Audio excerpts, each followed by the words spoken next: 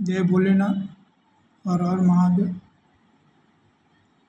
कुछ लोगों का मेरे द्वादश ज्योतिर्लिंगों के चौथी बार लगभग पूर्ण करने पर कुछ लोगों के सवाल आते हैं कि महाराज जी द्वादश ज्योतिर्लिंग कैसे किया जाए। तो उनको हम बता दें कि उत्तराखंड में 4 धाम हैं: यमुनोत्री, गंगोत्री, केदारनाथ, बद्रीनाथ।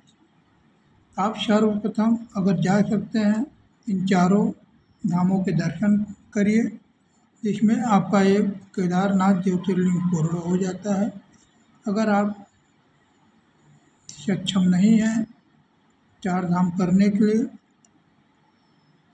तो आप सर्वप्रथम काशी विश्वनाथ जहाँ भी हैं ट्रेन द्वारा काशी विश्वनाथ जाइए। काशी विश्वनाथ में आप काशी विश्वनाथ जी के दर्शन करिए, संकट मोचन के दर्शन करिए, काल भैरव के दर्शन करिए, काशी के कोतवाल के दर्शन करिए। अन्य मंदिरों के दर्शन करने के पश्चात आप वहाँ से सीधे ट्रेन पकड़िए जो आपको उज्जैन लेके जाएगी। आप उज्जैन में श्री महाकालेश्वर जी के दर्शन करिए, काल भैरव के दर्शन करिए। वहाँ से आपको सीधे बस मिलेगी ओमकारेश्वर की। आप ओमकारेश्वर पहुँचे, ओमकारेश्वर में ओमकारेश्वर, ममलेश्वर दर्शन करिए, नर्मदा स्नान करिए। फिर आप वहाँ से बस द्वारा खंडवा आइए। खंडवा से आपको सीधे ट्रेन मिलेगी जो आपको नासिक लेके जाएगी। नासिक प्लेटफॉर्म के बाहर आपको त्र्यंबक की बस मिलेगी जो सीधे आपको त्र्यंबकेश्वर ले जाएगी। वहाँ आप त्र्यंबकेश्वर के दर्शन करिए, गोदावरी उद्गम स्थल के दर्शन करिए। फिर आप पास में ही नासिक रेलवे स्टेशन के पंचवटी है, पंचवटी के दर्शन करिए। फिर वहीं से आप नासिक से बस पकड़िए जो आपको सीधे भीमाशंकर ले जाएगी। भीमाशंकर में आप भीमाशंकर ज्योतिर्लिंग के दर्शन कर वहीं पास में ही भीमा नदी का उद्गम स्थल है, आप उसके दर्शन करिए। भीमाशंकर के आप 2 साधनों से अगर ट्रेन से जाना चाहें तो आप भीमाशंकर के मंचर आइए और मंचर के पुनः नासिक पहुंचकर आप मनमाड़ के रास्ते औरंगाबाद पहुंच सकते हैं। अगर बस से जाना चाहें तो इसमें खर्च ज़्यादा बैठता है, आप और कई जगह आपको बस भी चेंज करनी पड़ेगी। तो आप मंचर से बस पकड़िए जो आपको आले फाटा ले जाएगी। आले फाटा से आपको बस मिलेगी जो आपको अहमदनगर लेके जाएगी।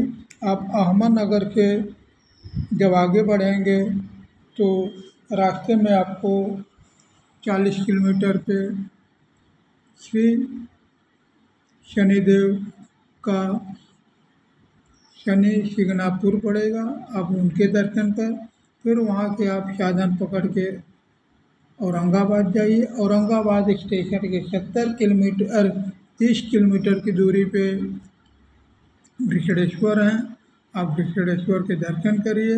अगर आपकी इच्छा है तो एलोरा की गुफाएं हैं, आप एलोरा के गुफाओं का दर्शन कर पुनः औरंगाबाद आइए और औरंगाबाद से परभनी के रास्ते परली बैजनाथ तक ट्रेन द्वारा यात्रा कर परली बैजनाथ पहुँचे। परली बैजनाथ में द्वादश ज्योतिर्लिंगों में से एक परली बैजनाथ जी के दर्शन कर पुनः आप परली बैजनाथ रेलवे स्टेशन से ट्रेन पकड़िए जो आपको हैदराबाद ले जाएगी। हैदराबाद के महात्मा गांधी बस स्टैंड से आपको मल्लिकार्जुन की बस मिलेगी जो आपको 4 से 5 घंटे में मल्लिकार्जुन पहुंचाएगी।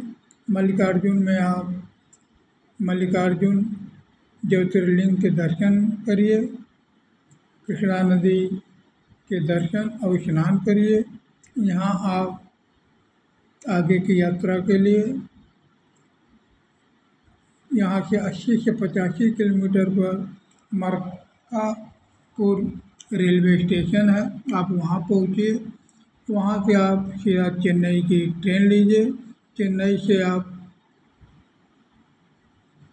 अगर संभव है तो मीनाक्षी माता है मदुरई में, आप मीनाक्षी माता के दर्शन करिए। वहाँ से आप फिर ट्रेन द्वारा रामेश्वरम पहुँचे। रामेश्वरम में रामेश्वरम जी के दर्शन और सेतु के दर्शन करिए जहाँ राम जी ने लंका पर चढ़ाई करते समय राम सेतु का निर्माण किया था। फिर आप वहाँ के अगर इच्छुक हैं तो कन्याकुमारी के दर्शन करिए, पद्मनाभम के दर्शन करिए। पद्मनाभम के पास स्थित पद्मनाभम जी के दर्शन करने के पश्चात आप तिरुवनंतपुरम से ट्रेन लीजिए जो आपको ओखा या अहमदाबाद के लिए मिल जाएगी। आप अहमदाबाद पहुंचकर वहां से दूसरी ट्रेन द्वारा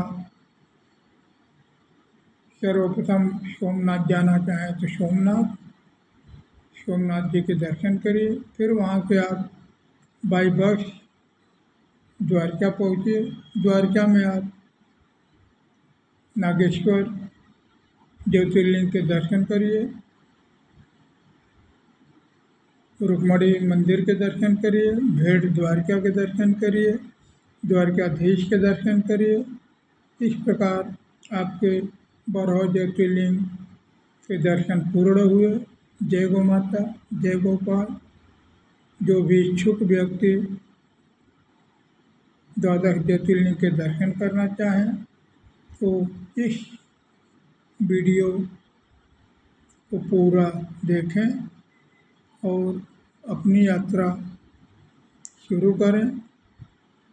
कुछ भी कठिनाई आए आप हमें 84 52 90 50 98 पर कॉल कर द्वादश ज्योतिर्लिंग यात्रा कैसे किया जाए हमसे संपर्क कर सकते हैं। जय गौ माता। हर हर महादेव।